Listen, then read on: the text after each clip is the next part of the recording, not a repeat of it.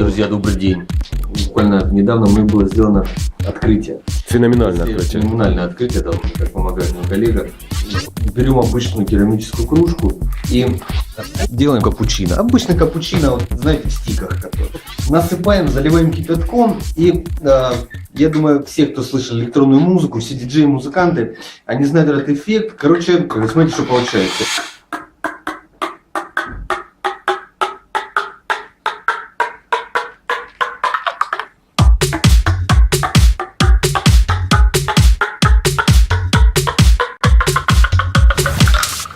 Как-то так. Пробуйте.